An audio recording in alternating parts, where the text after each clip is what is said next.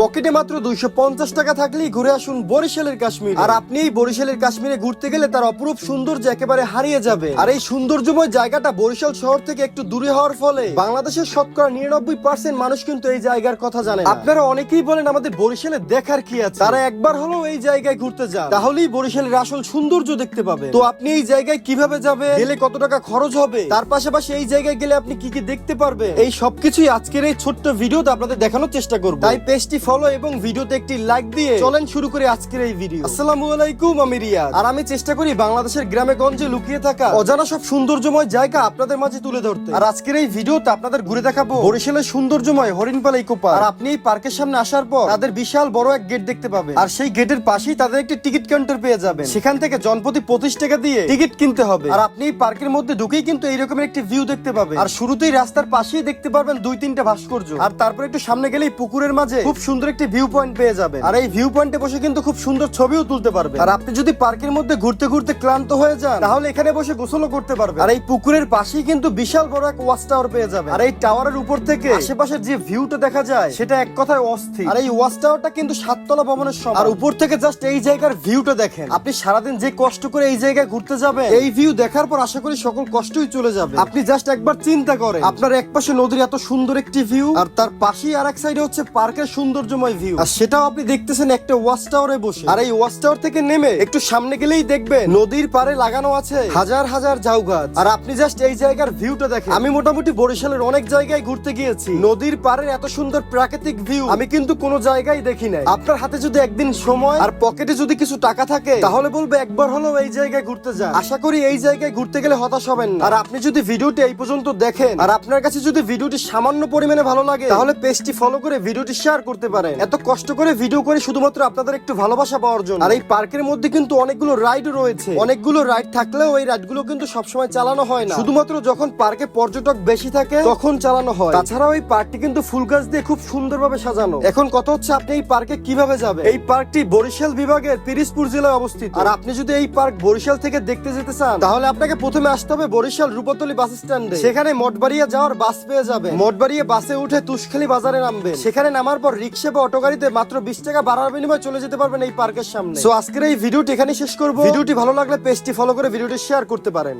পকেটে মাত্র 250 টাকা থাকলেই ঘুরে আসুন বরিশালের কাশ্মীর। আর আপনি এই বরিশালের কাশ্মীরে ঘুরতে গেলে তার অপরূপ সৌন্দর্য একেবারে হারিয়ে যাবে। আর এই সৌন্দর্যময় জায়গাটা বরিশাল শহর থেকে একটু দূরে হওয়ার ফলে বাংলাদেশের শতকরা 99% মানুষ কিন্তু এই জায়গার কথা জানে না। আপনারা অনেকেই বলেন আমাদের বরিশালে দেখার কি আছে, তারা একবার হলেও এই জায়গায় ঘুরতে যান, তাহলেই বরিশালের আসল সৌন্দর্য দেখতে পাবে। তো আপনি এই জায়গায় কিভাবে যাবে, গেলে কত টাকা খরচ হবে,